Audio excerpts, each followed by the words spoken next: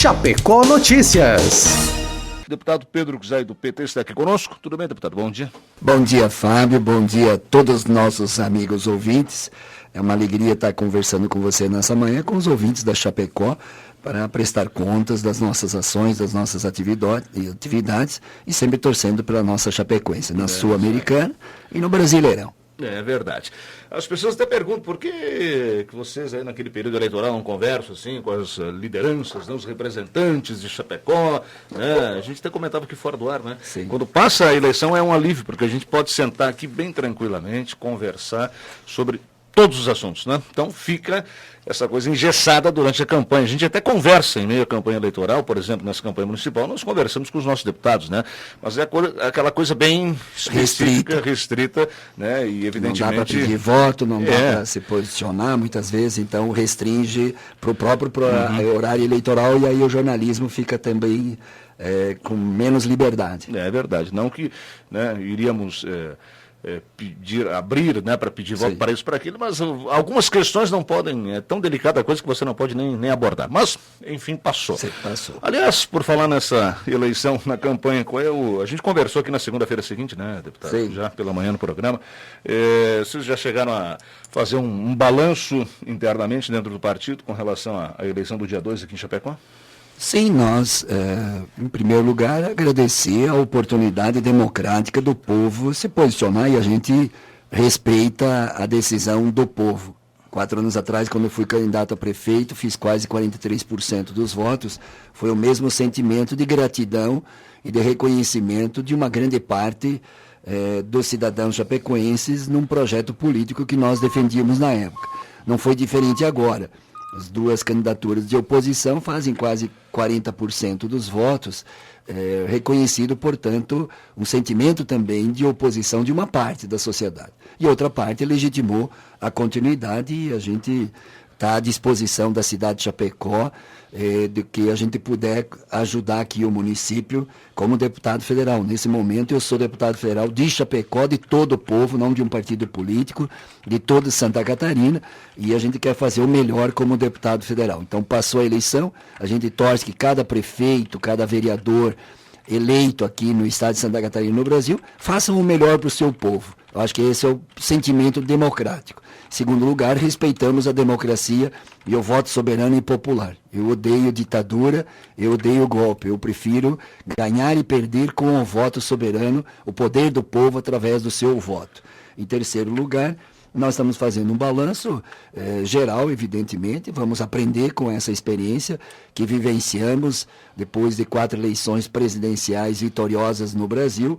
Tivemos um processo de impeachment ou de golpe à democracia e à Constituição, com desgaste em função da crise econômica gerada desde 2014, depois que chegamos ao pleno emprego em novembro de 2014, nunca tivemos tanto emprego no Brasil, 4,8% somente de desemprego, era praticamente pleno emprego.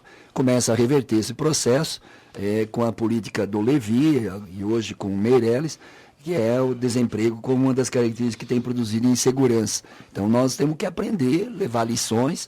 É evidente que nós temos crítica à atual conjuntura, temos crítica ao que aconteceu com uma presidenta legitimamente eleita, e o povo também, a gente começa a entender um pouco o recado que o povo nos deu na urna e, ao mesmo tempo, qual é a autocrítica que nós temos que fazer, e segundo, por que tem essa ofensividade da elite brasileira contra as conquistas históricas do Minha Casa Minha Vida, do FIES, do ProUni, das universidades federais, dos institutos, e dessa agenda mais conservadora de retirada de direitos sociais, de retirada dos direitos previdenciários. Se agora tem uma agenda conservadora, de retrocesso, é porque teve avanços. E esses avanços que estão em xeque nesse momento, e acho que passou a eleição, agora vem o chamado pacote das maldades do governo Michel Temer, do governo ilegítimo, que a gente precisa compreender, como a PEC 241, como a entrega do pré-sal, como agora vai vir a reforma da Previdência, a retirada de direitos sociais, o não investimento nos próximos 20 anos em infraestrutura, como também na saúde, na educação, que isso vai significar para o povo chapecoense, para o povo do Oeste Santa Catarina. Então, acho que é um pouco essa conjuntura, estamos aprendendo muito, não sem conflito, com muitas contradições, e vamos aprender nessa democracia. Agora, essa PEC 241 já deu o que falar, né? E ela foi votada, são 2 votações na Câmara e mais 2 no Senado. Uma na Câmara já foi, aliás, com ampla maioria. Maioria, né? Eram necessários 308 votos, foram 366, né? Bom, não virou mais uma disputa, assim, ideológica. Quem critica é quem defendia a Dilma, quem defende é quem hoje defende o Michel Temer, porque ela limita os gastos, né? Sim. Certo?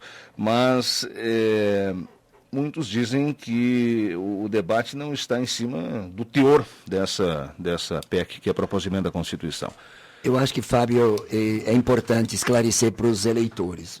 A Carmen Zanotto é do PPS de Santa Catarina, na área da saúde, e entendeu que é retrocesso para a saúde nos próximos 20 anos, a PEC 241, e votou contra. Uhum. O Bueira é do PP, cujo partido está ligado à base do Michel Temer, e ele não votou na 241, porque entende que vai ser um retrocesso aos direitos sociais e principalmente à educação e saúde. Ele é um dos defensores da área da educação, inclusive lutou para implantar o campus da Universidade Federal de Santa Catarina em Araranguá, na cidade dele, que agora estamos implantando o curso de medicina lá, e estou fazendo essa luta também na região do Extremo Sul, depois que conquistamos medicina em Chapecó, conquistamos depois Araranguá e Curitibanos. Em 2018, então, começa nessas 2 cidades. E o próprio Bueira, que é do PP, entende que não vai expandir mais Universidade Federal, não vai expandir mais Escola Técnica Federal, não vai expandir mais creche no país, porque está congelado os investimentos da educação e da saúde para os próximos 20 anos. Se está congelado, não tem novos investimentos. E eu acho que não é questão ideológica, então já estou respondendo que não é quem é oposição à situação, mas teve deputados da própria base do governo que votaram contra. Em segundo lugar, o que diz a PEC 241, que é para esclarecer? Hoje, 77% da população não sabe do que se trata a PEC 241. Bom, seriam 20 anos de um teto nos gastos, né? Um teto nos gastos. Mas o que isso significa na prática? Um teto nos gastos de quais gastos? E qual não tem teto para gastar? Eu acho que essa é a primeira coisa que tem que esclarecer. E falando principalmente sobre educação e saúde. Então, o que diz a PEC 241? Não entrariam, pelo menos agora, no primeiro momento, né? 2017 poderia remanejar de outro setor para a saúde e educação, se for entendimento do governo federal. O que está colocado? Que nos próximos 20 anos só pode gastar o que se gastou no ano anterior, só corrigido monetariamente pelo valor da inflação, que é o INPCA.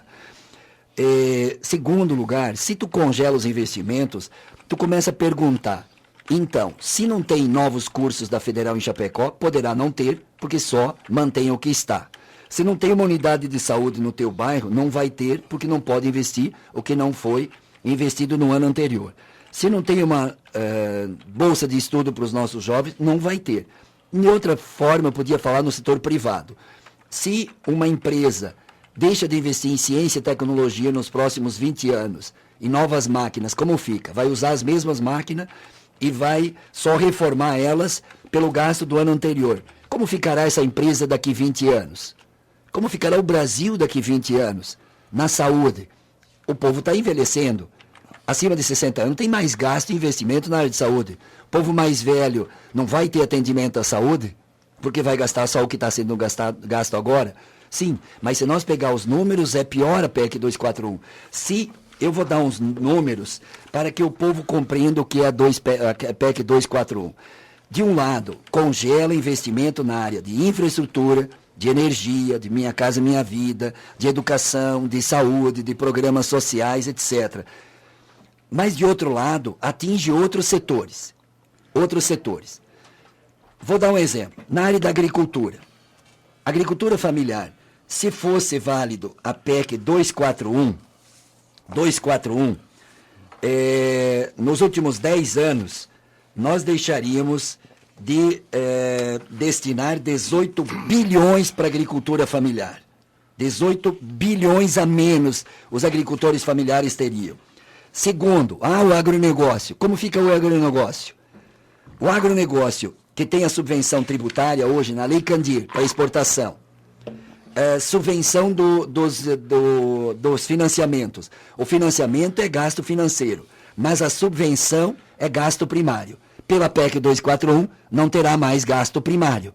Ou seja, deixará de subvencionar tributariamente a agricultura. Só nesse último ano, por exemplo, a agricultura familiar, esse 2015, ficaria 9,8 bilhões a menos. Então, tem que saber o que vai acontecer.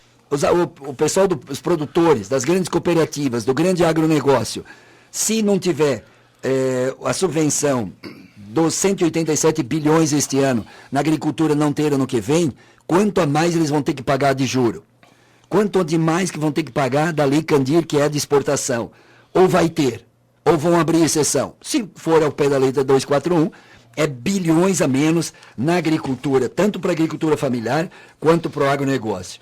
Se nós pegarmos na área da educação, se nós pegarmos o exemplo da educação dos últimos 10 anos, se a PEC 241 tivesse validada da PEC 241, de 2005 a 2015, a perda acumulada seria de 351 bilhões de reais. Por quê?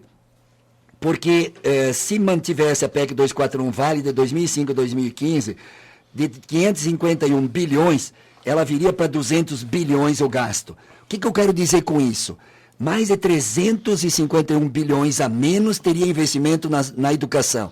Não teria Instituto Federal em Chapecó, não teria Universidade Federal em Chapecó, não teria FIES para os jovens de Chapecó e do Oeste e do Brasil, não teria ProUni, não teria ProIES, não teria creche do que onde não existia. Na saúde, vamos pegar a área da saúde que é também sensível aqui. Se nos últimos 10 anos tivesse a PEC 241, porque o número fica fácil, porque o Futuras é uma simulação, mas eu vou pegar dado concreto. Foram aplicados 903 bilhões na saúde no Brasil. Pela proposta da PEC, seriam aplicados 629 bilhões, ou seja, 274,6 bilhões a menos de 2005 e 2015. Por que eu estou pegando 10 anos na documentação que nós estamos fazendo? Porque daqui 10 anos só vai ser revisto a 241. Então nós estamos pegando... Ele chegou a falar ontem que dentro de uns 4 ou 5 anos poderia ser revista a situação, ele chegou a declarar isso ontem, né? Mas se ele declarou isso, ou ele é um irresponsável, um criminoso com as políticas sociais e públicas, ou ele está percebendo que ele está fazendo uma grande irresponsabilidade. Por quê? Porque a lei é para 20 anos, podendo ser feito o reajuste em 10. 10 anos pode, mas por iniciativa do presidente e não do Congresso. Exclusivamente do presidente por lei complementar. Ou seja, precisa 257 e não é lei ordinária, que foi aprovada. Isso significa na prática o quê? Que agora, o presidente elege... Também. Tinha, mas não era nessa discussão. Pois é, até para esclarecer. Era mente primária. Porque mente primária, porque nós tínhamos, sim. A Dilma, enquanto presidente, chegou a...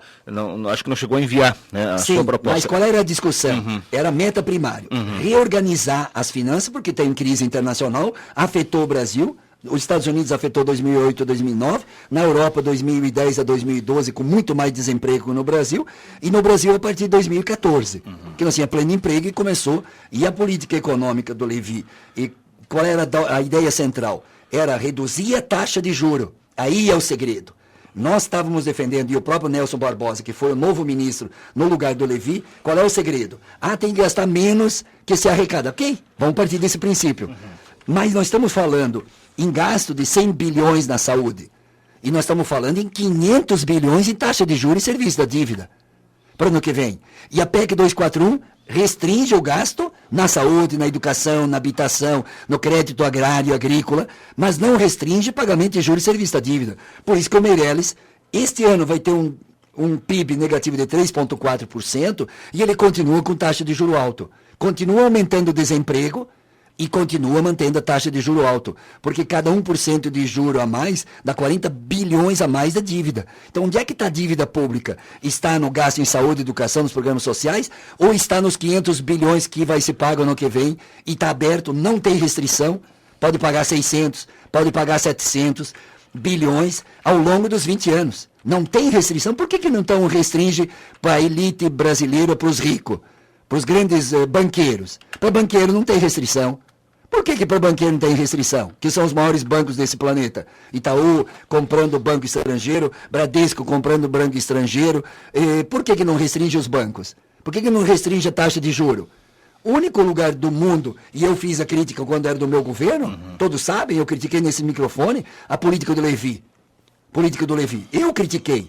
Porque é um equívoco política monetarista. Num Brasil que precisa crescer a economia, gerar emprego, tu segurar a taxa de juros mais alta do planeta. E o governo novo, né, ilegítimo, continua com a taxa de juros alto. Quem paga a conta é o povo, é a sociedade. 14,25 e continua há um ano esse valor. Já com a recessão, tu reduziu a inflação, tem que reduzir a taxa de juros. E não está reduzindo. Então a PEC 241 é a PEC da maldade. Por quê? Bom, a primeira votação já aconteceu. 366. A segunda votação, ela não tem ela tem que aguardar um 5 sessões, mas eles quebraram o interstício, que se chama, eles podem votar a qualquer momento. Semana que vem, na segunda-feira, se resolver votar em votação, pode votar. E eles têm que apressar porque vai aumentar. A hora que o povo entende o que significa, vai votar contra. Ou a população vai entender o que significa em 20 anos congelar investimento. E os jovens que estão chegando para a universidade, quem está nos ouvindo aqui, que tem um filho de 14 anos, 15 anos, que quer ver seu filho na universidade, vai ver? Hoje tem 7 milhões e meio de jovens estudando nas universidades. Quando o Lula assumiu, tinha só 3. Agora tem 7 milhões e meio. Mas a perspectiva do Plano Nacional de Educação é para 33% de matrícula líquida. Isso é o dobro, é para 15 milhões. Os 8 milhões que estava previsto não estarão na universidade. 8 milhões de jovens, com certeza, ficarão fora nos próximos 20 anos. Ciência e tecnologia, nenhum país do planeta se desenvolve se não tiver ciência e tecnologia. Essa semana eu estava no Ministério de Ciência e Tecnologia, um representante de Santa Catarina que está lá, e ele dizia, eu não consigo entender um país que não vai investir em ciência e tecnologia, em conhecimento. Atrasa, vai perder uma geração inteira. O cara é do Ministério da Ciência e Tecnologia. Vai parar o país em ciência e tecnologia. Então, a PEC 241 é a PEC da maldade. E olha um deputado indagado pela imprensa semana passada. Sim, como é que os jovens vão poder estudar na universidade? Ele diz, quem tem dinheiro estuda na universidade. Quem não tem dinheiro fica em casa. Fica sem estudo, fica sem educação, fica sem universidade. Eu que sou professor da universidade, autor do artigo 170 das bolsas de estudo, agora do PROIES, reduzimos 90 milhões a dívida da UNO Chapecó. Por quê? Para permitir que os jovens possam estudar. Lutamos para ter universidade federal, para ter medicina. Nelson Marqueselli, né? Nelson Marqueselli, do PTB, de São Paulo. De São Paulo, diz, quem tem dinheiro estuda, quem não tem fica em casa. De outra forma, ele disse isso. Quem não tem dinheiro não estuda na universidade. Olha o absurdo de um deputado que votou a favor da PEC. Mas essa é a síntese. Esse é o sentimento mesmo. Isso é coisa de mercado. Esse placar se repete na Câmara agora, os vai 366. Se e no Senado, qual é a expectativa? Vai aumentar a reação e a mobilização entre a Câmara e o Senado. Vai ter mais dificuldade o governo aprovar no Senado. Ele vai ter que apurar esse pacote de maldade, essa PEC da morte, porque os idosos vão ter menos dinheiro para a saúde. Eu começo a imaginar um idoso que tem câncer, vai ter que pagar radioterapia, quimioterapia, o que vai isso significar? Eu estou vivendo agora uma experiência familiar de que tem que fazer uma cirurgia e provavelmente vai ter que ser particular, pela urgência e emergência, o quanto custa. Então, isso tudo nós estamos muito, muito preocupados. Que uma coisa é entender a questão da democracia que nós questionamos. Mas agora, essa agenda retrógrada, conservadora, de não investir, qual é o país? E outra que é o mais grave, como é que a Europa reagiu à crise? Botando dinheiro do governo. Como é que os Estados Unidos reagiu à crise? Botando dinheiro no governo. Como é que nós vamos reagir à crise aqui 5 anos ou 10 anos? É política fiscal anticíclica que se chama, que é o governo põe o Minha Casa Minha Vida para aquecer o emprego na construção civil, no comércio, na indústria. É o melhor e mais rápido. O governo não poderá mais fazer isso em 20 anos. Olha o que é isso, não tem lugar nenhum do mundo capitalista que permite engessar. Não tem nenhum país do planeta que fez PEC 241. O Japão, que é a política mais restritiva como política fiscal, mas tem que saber que a renda per capita de um japonês é $40 mil por ano, nós é 8 mil. Segundo, que o Japão está diminuindo a população, não crescendo. No Brasil, a população está crescendo e, mais do que isso, a população está envelhecendo. Então, está crescendo a juventude, que precisa de universidade e emprego.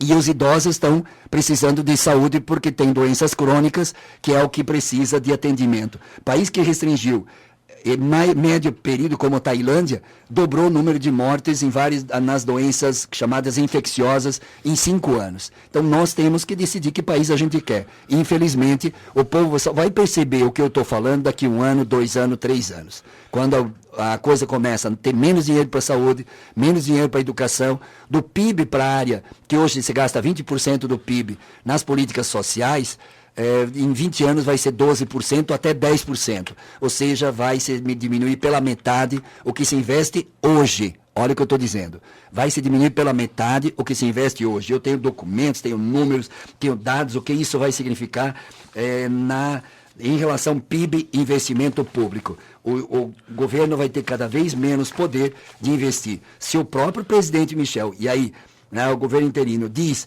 que poderá daqui 4, 5 anos revisar, porque ele, de forma irresponsável, criminosa contra o povo brasileiro, está mudando a lógica que nenhum empresário em sã consciência, nenhum presidente vai eleger, os próximos 5 presidentes o povo vai eleger, e ele não tem poder de investir na saúde, na educação, mais do que está sendo investido hoje. Ou seja, vai ser a Constituição que vai mandar nos próximos 5 presidentes da República. Se ele fizesse para o governo dele até 2018, a gente até entendia. Mas está querendo para os próximos 20 anos e todo mundo acha que é fácil. Não, só gasta o que é recado. Sim, mas gasta na saúde, na educação, que é investimento. Gasta em casa, é geração de emprego. Gasta em agricultor familiar e no agronegócio, é emprego, é economia, exportação, é tudo. Não gasta em juros e serviço da dívida. Baixa a taxa de juros, cada 1% baixa 40 bilhões a dívida pública. É isso que está em jogo. Mas eles deixaram prontinho, bonito para os banqueiros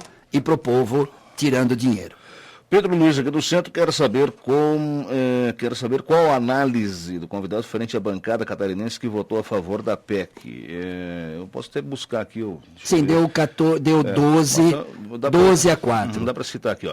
Ângela Albino votou não, Carmen Zanotto votou não, isso, a Ângela PCdoB, a Carmen PPS, né? E aí o Décio Lima do PT não, e o senhor não, né? Também então, do Partido Trabalhador. Décio...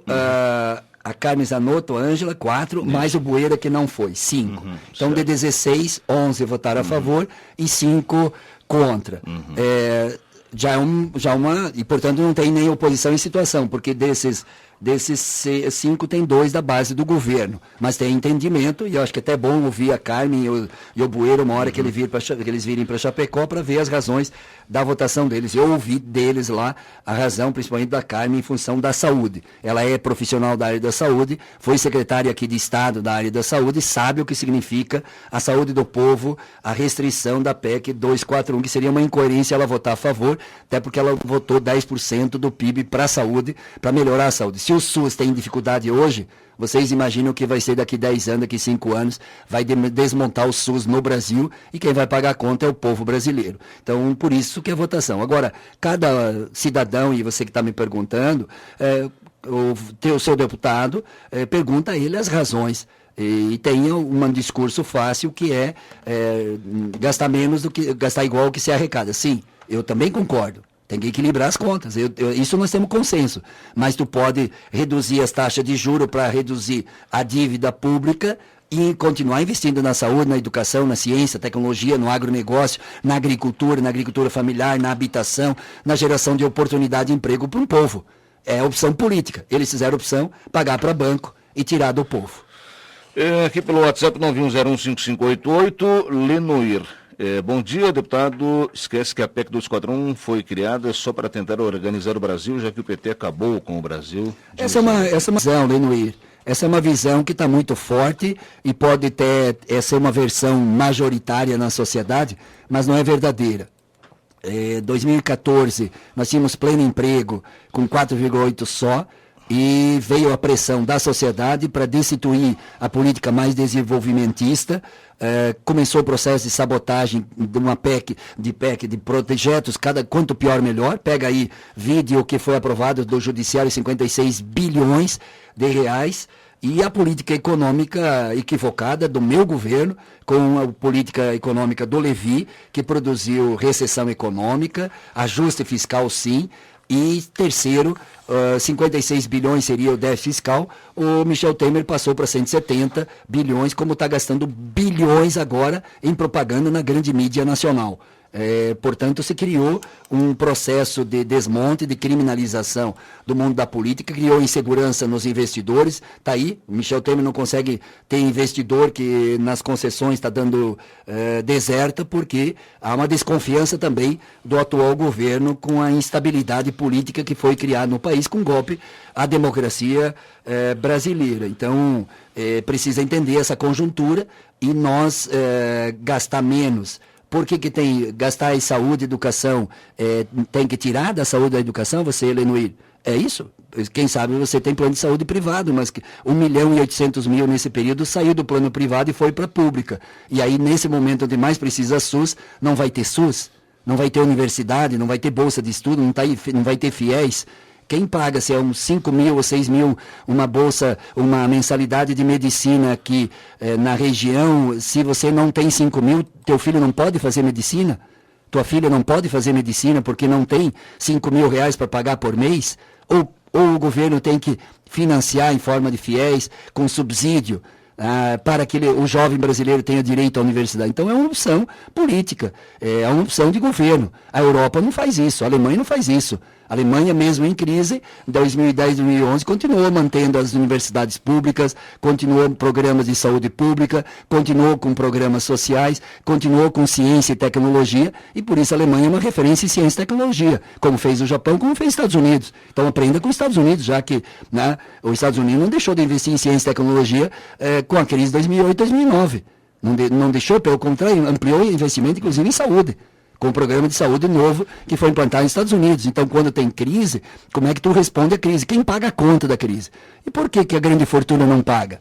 Por que os grandes sonegadores que devem 500 bilhões, que eu fui da CPI do CARF, que nenhuma imprensa divulga, que é Banco Safra, Banco Bradesco, esses grandes bancos, por que eles não pagam imposto?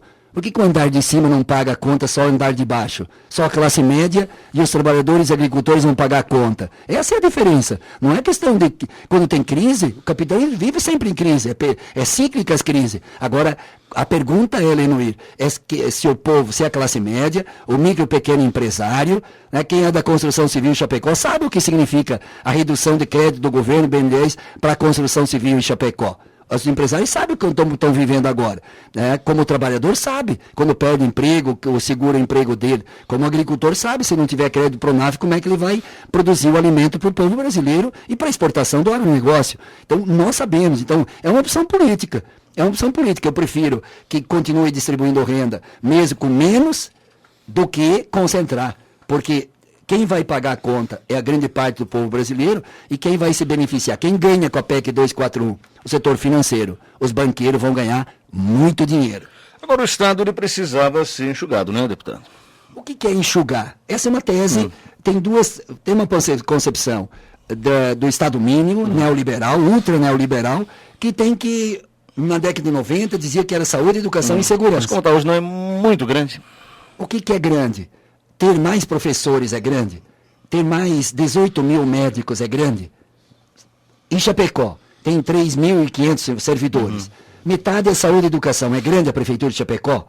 Ou é na área meio que pode ser grande? Se é grande na área meio, tu tem que eliminar. Porque tem tecnologias, hoje tem muitas formas de comunicação e de gestão. Agora, se na área fim é grande, se tu pega vários governos no mundo inteiro, onde a saúde é importante, que não precisa atender, precisa médico, precisa enfermeira, precisa técnico de enfermagem, isso é grande? Isso é uma opção política. Segundo, tem que melhorar a gestão pública, sim. Precisa diminuir o seu espaço em outras áreas? Sim. Agora, o tamanho, ou mínimo ou máximo? Não, nem mínimo nem máximo o Estado. Tem que ser eficiente, transparente, com gestão profissional, para atender a sociedade, para que essa sociedade seja mais elitizada e concentrada a sua riqueza, ou distribuindo oportunidades para a sociedade. Então, o imposto, para onde vai? Quem paga o imposto hoje? Infelizmente, é um imposto regressivo. É o consumidor, a classe média, pequeno, médio empresário. O grandão no Brasil não paga e não conseguimos fazer reforma tributária. 3, 4 propostas, não se conseguiu no Congresso, porque a maioria defende os grandes lá. E, segundo ponto, o tamanho do Estado é o tamanho que a sociedade decide. Precisa reduzir custo, precisa reduzir gastos, mas em qual? Em qual setor? Se você paga o imposto e vem à universidade pública por teu filho fazer medicina aqui em Chapecó, é bem investido o teu imposto. Se você prestar com um ataque cardíaco nesse momento e vai no hospital regional, que eu coloquei 8 milhões aqui de dinheiro público, do imposto do povo brasileiro, para botar os melhores equipamentos aqui no hospital regional, 8 milhões, foi bom investir, eu, Pedro Czai, ter colocado no hospital, 500 mil no hospital materno infantil, foi bom, para a infraestrutura mais 500 mil esse ano, ter lutado aqui para a bolsa de estudo do artigo 170, é bom. O aluno que teve o artigo 170 que se formou, como aquele servente de pedreiro que diz, Pedro, deputado, vai na formatura da minha filha, ela se formou em arquitetura, dá um presente para ela, ela quer te conhecer, porque ela foi beneficiada com o artigo 170, eu que ganho um salário mínimo nunca conseguiria formar minha filha em arquitetura. Isso é bom, esse dinheiro público investido aqui, em subvenção para o agricultor familiar. 9 a 10 bilhões por ano subvenção. 20 bilhões de subvenção de dinheiro para o agricultor do agronegócio para poder produzir o alimento. É importante esse dinheiro público? Então, quem paga o imposto é o que é feito com ele. Tem que fazer uma reforma tributária mais justa, não regressiva no país, que infelizmente a correlação de força impede isso. Segundo, tem que melhor gastar o dinheiro público, sim, concordo com isso, gestão eficiente, transparente, sem corrupção, e acho que isso é fundamental. Muitos entendem que a empresa pública é a porta de entrada da corrupção. A porta de entrada de corrupção é o financiamento privado, de empresário corrompendo político e político corrompendo empresário. Essa é a porta de entrada. É o financiamento privado. Nenhum empresário faz caridade evangélica, né, com exceção daqueles que têm filiação partidária, com exceção daqueles que têm opção ideológica. Agora, quem se vincula nos financiamentos, aí, todas as denúncias de corrupção sempre tem coladinho um político com um empresário. Então tem que separar o joio do trigo, tem que aperfeiçoar a legislação política e eleitoral e distanciar cada vez mais o interesse privado do público e efetivamente o Estado ser público. O receio que eu tenho que eles estão privatizando o Estado, como agora em relação ao petróleo, ao pré-sal, que vão entregar 30 trilhões de dólares, que é o valor do pré-sal no Brasil, vão entregar para os estrangeiros. É uma opção política. É uma opção política. Quem sabe aí vai ser a maior roubalheira que o país já vivenciou, que é entregar a maior riqueza. E agora já a Petrobras já está em segunda melhor do planeta. Já está a segunda maior empresa do planeta. Até antes era o caos, a tragédia. Que tudo estava envolvido em corrupção. Corrupção tem que botar todo mundo na cadeia. Se o cara aqui da prefeitura, se o meu colega, se eu estou envolvido, tem que punir, tem que botar. Agora, sem criminalização, sem seletividade, e, de outro lado, efetivamente defender o que a gente quer para um país. Nenhum país do planeta Aquelas 10 propostas que exporta petróleo não tem uma grande estatal. Só o Brasil que vai deixar de ter uma grande estatal. Isso vai ser crime de lesa pátria, como a PEC 241 é crime de lesa pátria. Aquelas 10 propostas do Ministério Público Federal, as 10 medidas anticorrupção, aquilo...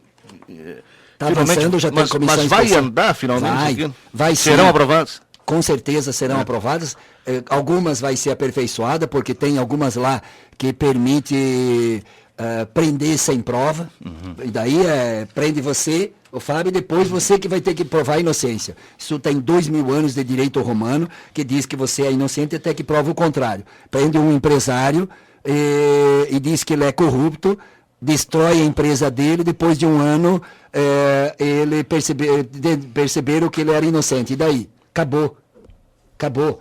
Como o Ibsen Pinheiro, do PMDB do Rio Grande do Sul, denunciaram ele, depois provou-se que ele era inocente, mas acabaram com a vida pública dele. Então, isso é estado de exceção. O que está ocorrendo hoje no Brasil, quando o TRF aqui de Porto Alegre diz que é excepcionalidade o combate à corrupção, é estado de exceção. E estado de exceção dá nazismo, dá fascismo, dá tudo isso. Então, tem que saber, corruptos, privado, empresário, político ou servidor público, tem que investigar, provou. Eu fiz quando eu era prefeito aqui. Um empresário falou, tem alguns empresários se beneficiando junto com a corrupção de um servidor público municipal, cargo comissionado.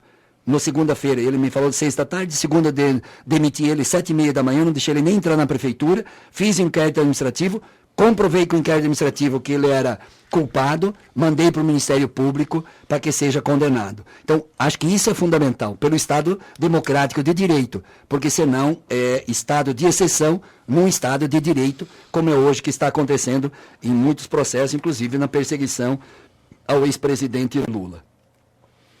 O Lula está indiciado em quantos processos? São 3, né? 3. 3. E olha, e seria até interessante em outro momento... Mas será que tudo isso é perseguição, deputado? Então, tem que fazer, qual é a prova? Então, tem que trazer prova. Não pode destruir a imagem política para depois tentar buscar as provas. Isso é para o empresário, isso é para o trabalhador, isso é para o professor, isso é para o prefeito, isso é para o vereador, para qualquer pessoa. De direita, de esquerda, de qualquer um. Mas as pessoas públicas estão mais sujeitas a isso, né? Mas então, agora, a pessoa pública é uma imagem que foi construída e ele deixou de ser presidente com 84% de aprovação. E agora vai se destruindo por quê? Porque poderá ser candidato a presidente. Essa é a questão, porque poderá ser candidato a presidente em 2018. Essa é a questão fundamental. Então tem que separar a corrupção, que estão lá tentando pegar um pedalinho, pegar um apartamento de um ex-presidente que podia ter direito a um pedalinho e a um apartamento. Agora estão dizendo que o sobrinho lá em Angola foi beneficiado pelo Lula. Estão tentando agora 7 bilhões, a última agora, né? 7 bilhões de apoio. Quem conhece o BNDES, empresários que aqui estão nos ouvindo e conhecem o BNDES, tem colegiado, sempre qualquer financiamento se decide por colegiado, que é a relação entre a influência do Lula com o BNDES. Por que então um servidor no BNDES diz, o Lula veio aqui pedir para a gente liberar financiamento, que é um colegiado que decide? Nenhum denuncia do BNDES, só por fora, com insinuação, ilação, que poderia, porque daí isso significou um plano de saúde para o irmão. Olha, tem que cuidar, porque senão, se tem irresponsabilidade, 2 anos de investigação, qual é a prova? Agora do Eduardo Cunha é engraçado, né? É muito engraçado. Os que estão aqui, às vezes, perseguindo seletivamente, Eduardo Cunha tem prova, tem documento, tem conta em banco, dinheiro movimentado. Quem botou dinheiro? Eduardo Cunha. Quem movimentou as contas? Eduardo Cunha. Quem transferiu o dinheiro para a mulher dele? Eduardo Cunha. E aí, já foi cassado, não tem mais imunidade parlamentar. Agora, essa semana, começaram a movimentar para ouvir a defesa dele. É isso, é seletivo. Renan Calheiros, denunciado 105 vezes por Sérgio Machado. Sarney, denunciado 52 vezes. Jucá, denunciado que foi o artífice do golpe, que era parar a sangria. As denúncias da Lava Jato tem que parar a Lava Jato. Michel Temer, indicado 24 vezes pelo Sérgio Machado.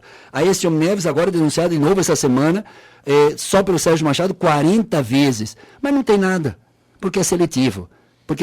É para aqueles que discordam ideologicamente com um projeto que foi construído no país, com todas as contradições, erros que nós cometemos. Porque muitos desses aí que o senhor citou estiveram aliados aos governos do PT, né? Claro, e não tem presidencialismo de coalizão, vai ter sempre isso. Ou muda a lei eleitoral e permitindo que um presidente elege a maioria no Congresso, um presidente do PT com 54 milhões só elege 60 deputados.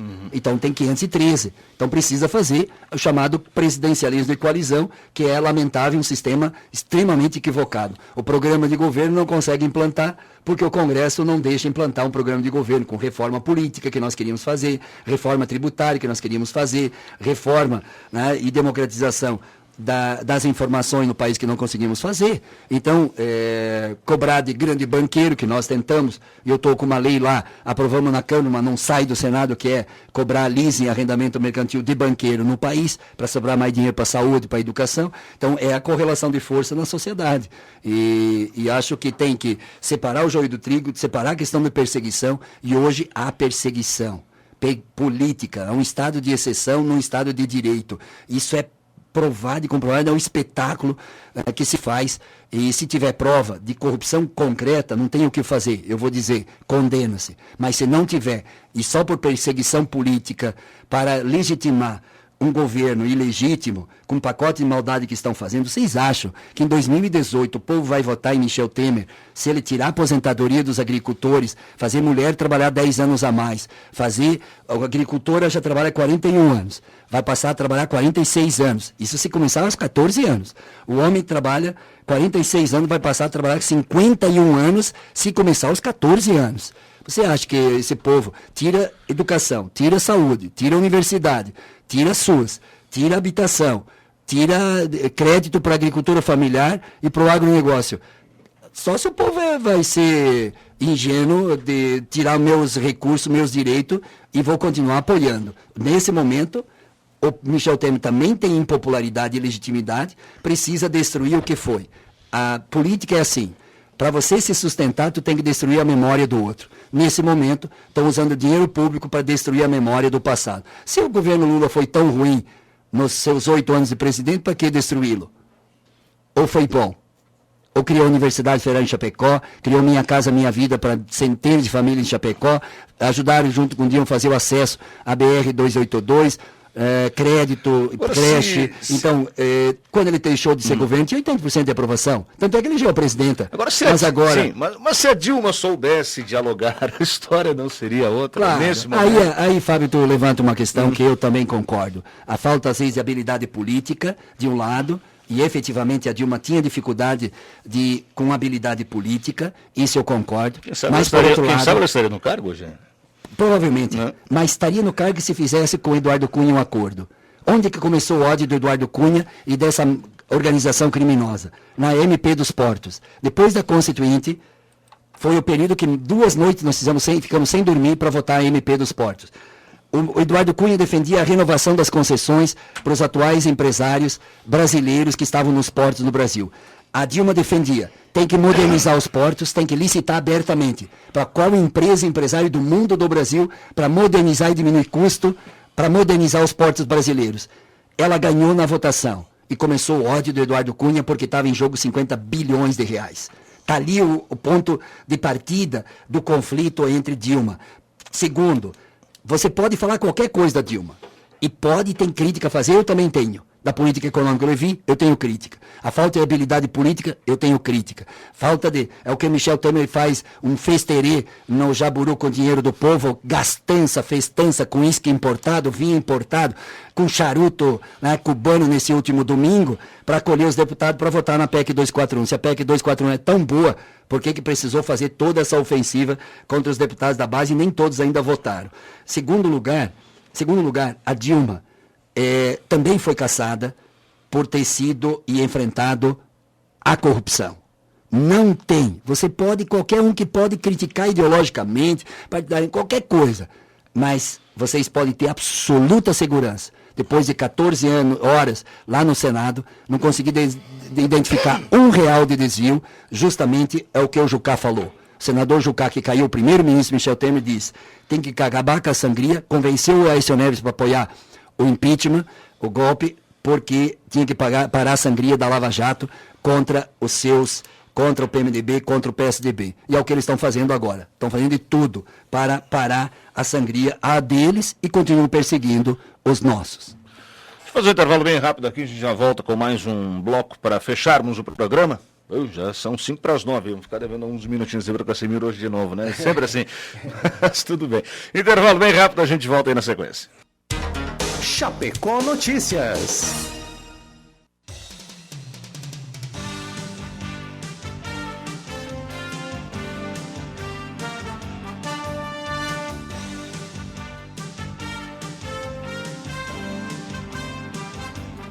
Nove horas com pontualidade, muito bem, vamos aqui com mais um bloco aí do nosso Chapecó Notícias, já na reta final aqui do programa, com o deputado federal Pedro Uczai, do Partido dos Trabalhadores.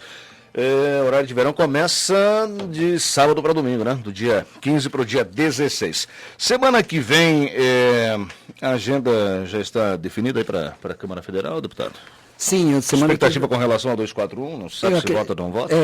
Eles precisam colocar um quórum alto para poder votar. Então, é mais provável que eles colocam em votação no dia 24. porque eles vão precisar fazer mais uma festa no Palácio Jaburu para juntar todos os deputados federais da base dele, para conseguir botar mais um esquisinho que o povo vai pagar, para conseguir aprovar o segundo turno. Se era tão boa essa PEC, por que eles precisam fazer tanta movimentação?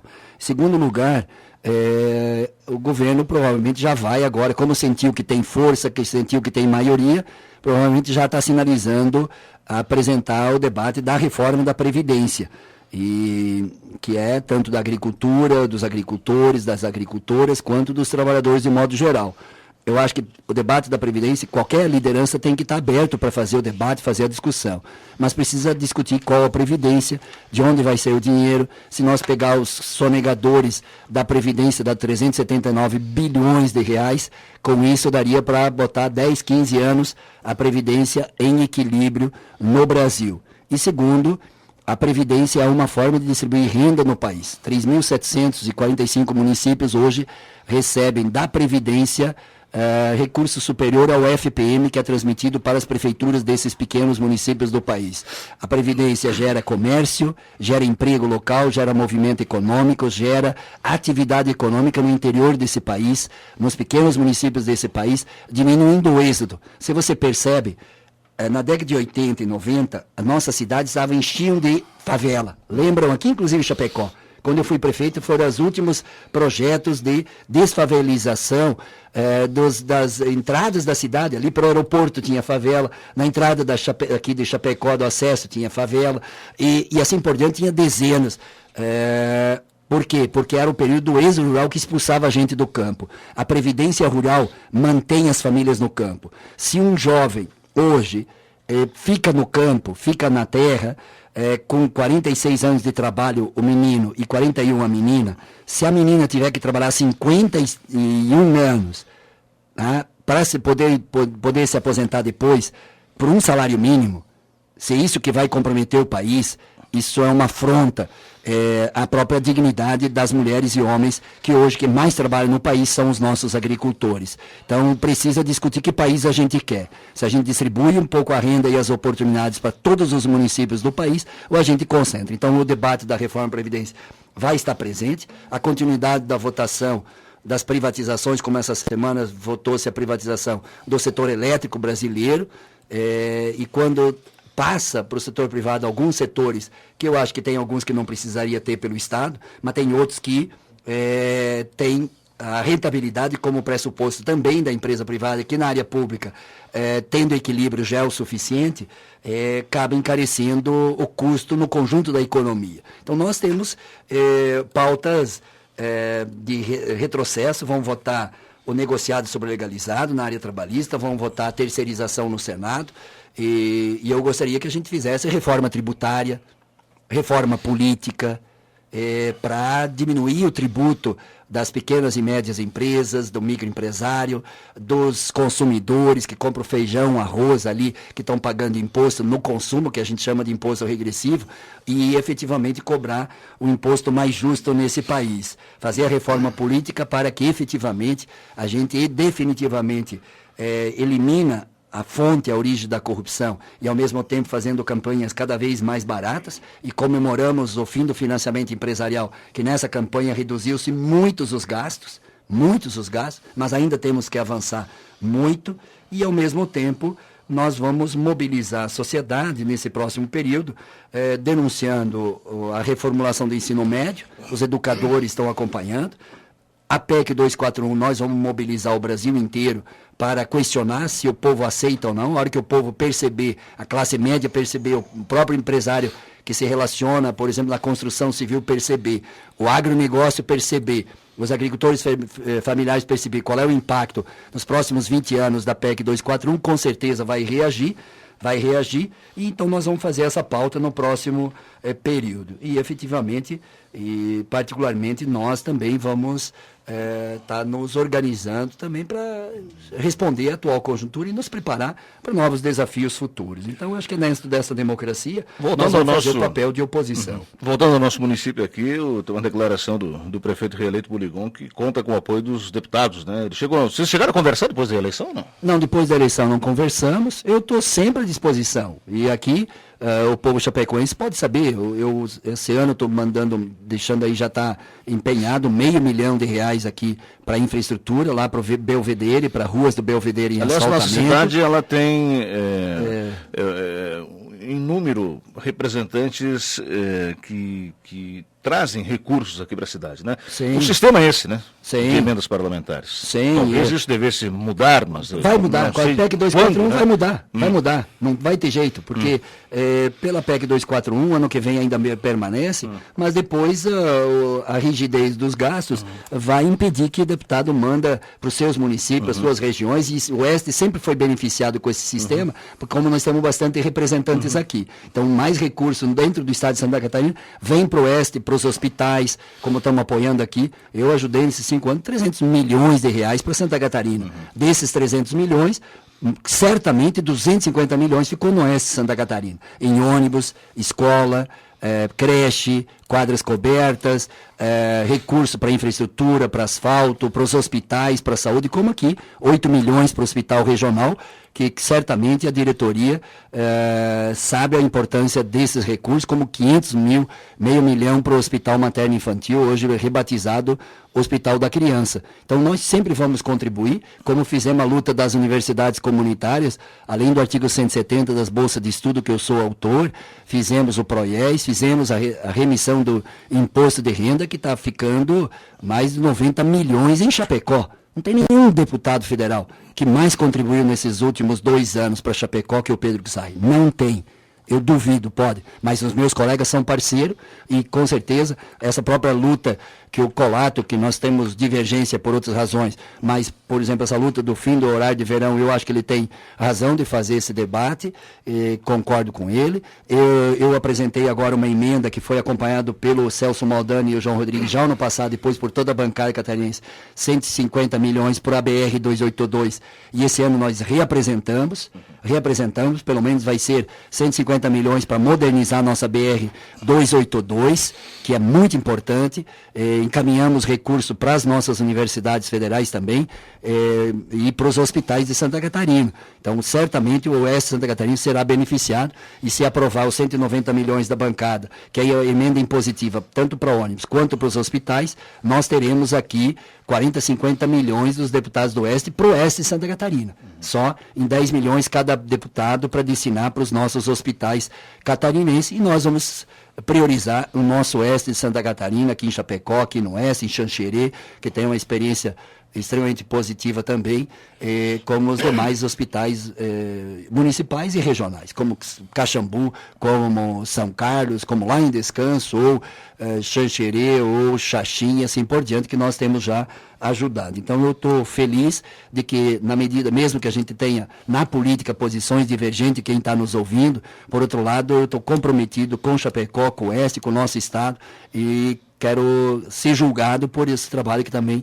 eu estou fazendo. É Bolsa de Estudo, é PROIES, é FIES, é ProUni, é o Minha Casa Minha Vida, que estamos lutando e tem que manter o Minha Casa Minha Vida, é a luta pela ferrovia, é a luta pela BR-282, e fiquei feliz que nós mantivemos a emenda enquanto bancada catarinense para a BR-282, porque nós tínhamos votado no passado uma emenda que eu propus, acompanhada pelo Celso, pelo João Rodrigues, pelos demais deputados, que esse ano vai ser repetida por causa da crise, não foi implementada. Então, no próximo ano tem que implementar, e eu vou cobrar pelo menos 150 milhões para a BR-282, que é um direito nosso de chapecoense e oestino. Deputado, obrigado pela presença, um abraço, conversaremos em breve. Obrigado, Fábio, obrigado a todos os nossos amigos ouvintes da Chapecó. Estou acompanhando aqui pela Deise Paluto, nossa coordenadora do mandato aqui em Santa Catarina, que sempre nos acompanha e subsidia, e ela ficou animada aqui, queria até um momento falar aqui, que eu estava empolgado aqui, mas assim, Fábio e todos os amigos, nos colocar à disposição, porque hoje eu sou deputado federal,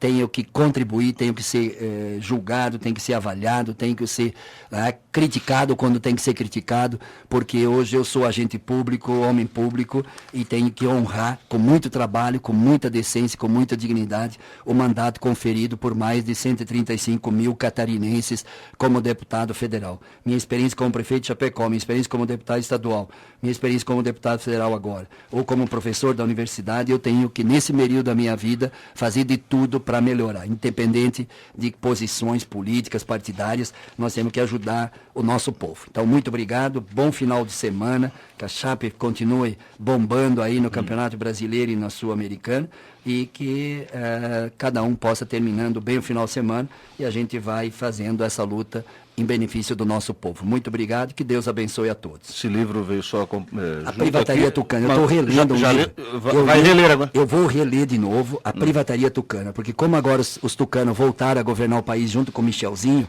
eles vão fazer a maior roubalheira do país, que vão entregar o patrimônio que é do povo brasileiro, e o pré-sal, que é a maior tecnologia do planeta. Tu imagina um empresário que está me ouvindo, tem a melhor tecnologia na sua empresa, para crescer a sua empresa, e o conhecimento é poder, é tecnologia, é dinheiro, é emprego, é renda, é desenvolvimento. Nós vamos entregar nas águas profundas, que custa $8 para produzir um barril de petróleo, quando a média mundial é 15, nós vamos entregar de mão beijada para as petroleiras da Chevron lá do José Serra, que se envolveu na Privataria Tucana. E eu estou vendo aqui, e relendo o livro, como o Serra participou lá atrás na Privataria Tucana e se beneficiou ele, a filha dele, a sobrinha dele, etc., nas roubalheiras que eles fizeram, que foi a maior roubalheira com as privatizações. Tu estava vendo aqui a Oi, a Anatel, a Embratel, que agora estão falindo e foram vendidas a preço de banana na privatização, como o setor ferroviário foi vendido que valia 29 bilhões, o governo federal não ganhou nenhum R$1 e sucatearam 20 mil quilômetros que nós estamos lutando agora para